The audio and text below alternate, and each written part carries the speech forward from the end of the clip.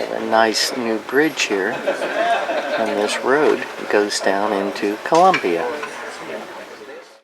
That is where the French had their on-site headquarters while they were trying to build the Panama Canal. After Count Ferdinand de Lesseps had finished building the Suez Canal in 1879, he decided that his next project would be to build the canal across the Isthmus of Panama. I'm sorry, it was 1869 when the Suez Canal was completed. Anyway, he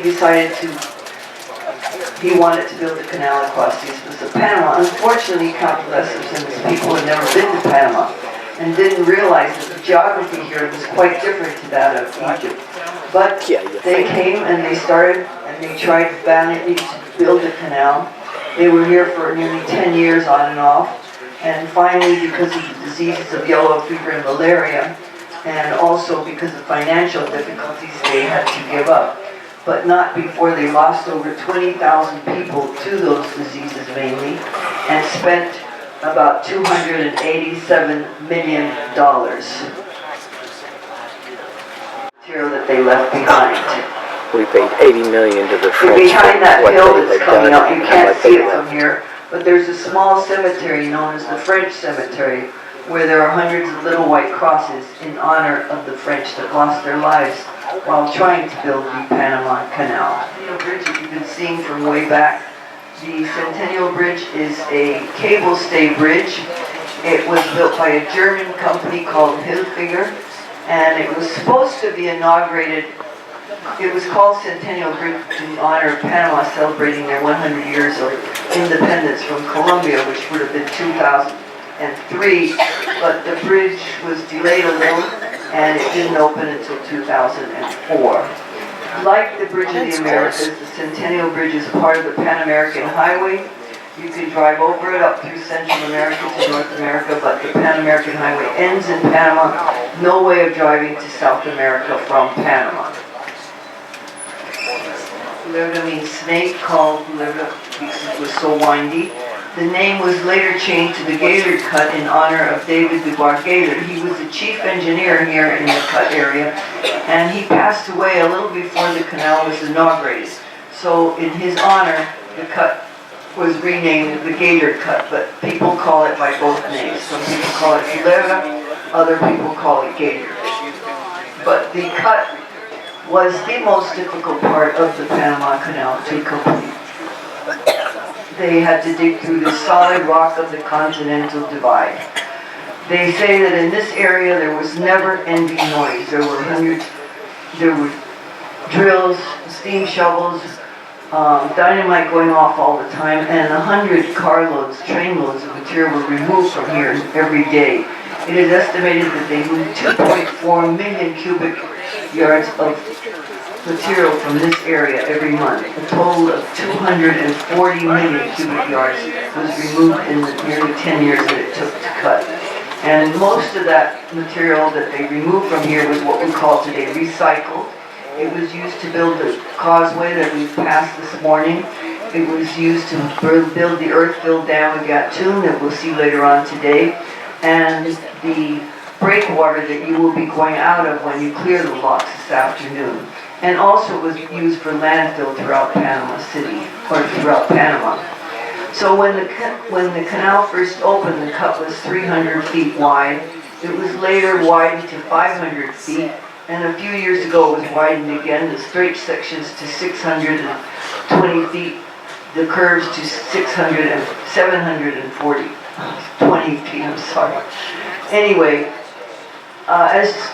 even to this day, there's a problem. We have a problem with landslides in the cut area. From our room, you can see how they've had to terrace these walls since there were major mudslides anytime they were trying to cut through here. And evidently the greenery is some Vietnamese type grass that grows real fast and helps stabilize the banks. But the farmers don't like it because of course it's invasive. It was sure cooler inside on the crow's nest on deck 11 than out here on this veranda. There's a nice breeze. It's not intolerable, but it's quite warm and humid. His house was the house that Colonel Robles had built for himself here on the banks of the Cut. And the third interesting fact is in And then they moved it to 1925, Panama City. Dwight Eisenhower and his wife Mamie were stationed here in that same base of Camp Culebra. This section of the canal, we are going through Gatun Lake, G-A-T-U-N. Of course, there was no lake here before the canal. Really dense kind of jungle along the banks. We're about 10 degrees north of the equator, so it's quite warm.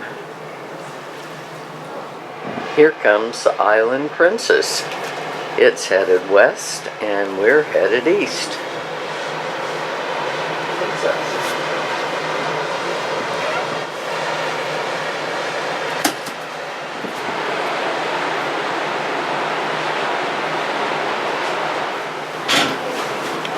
What appears to be little islands today was just part of the terrain when there was no water around here. 1 o'clock and it is decided to pour. Now out in the lake there is some sort of buildings.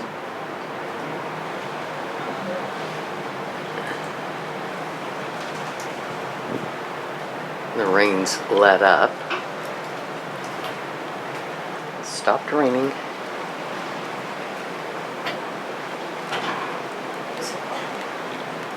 We're approaching the Gatun locks, but they're on the other side. I don't know why these guys are parked here. More or less get a good idea how the new locks run. And this small ship This is a car carrier. Drive them on and off that ramp. Well, it's raining again. I'm on deck 3. We're heading into the Gatun locks. I'm on the starboard side right now, but I think I'll go forward and then maybe up higher. It's noisy here. The Gatun locks are 28 feet times 3. Or the right lane. Well, here's the Gatun locks in the pouring down rain. The building was the largest earth-filled dam in the world. I know that's not the case anymore because I know Fort Peck Dam in Montana in the United States is larger than the Gatun Dam.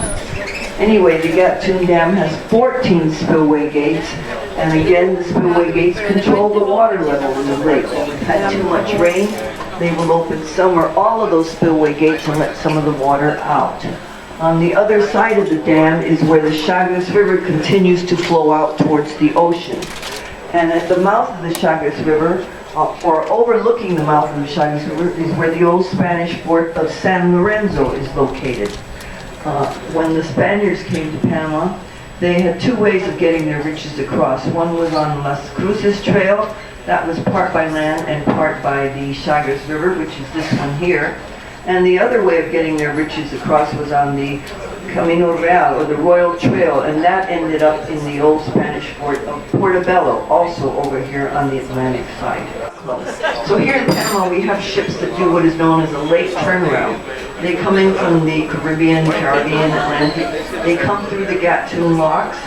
They anchor off of the Gatun Yacht Club. They tender people ashore to go on tours throughout Panama. And then they turn around and go back out again and go to the Colan 2000 port where they pick up the people that they let off here in the lake.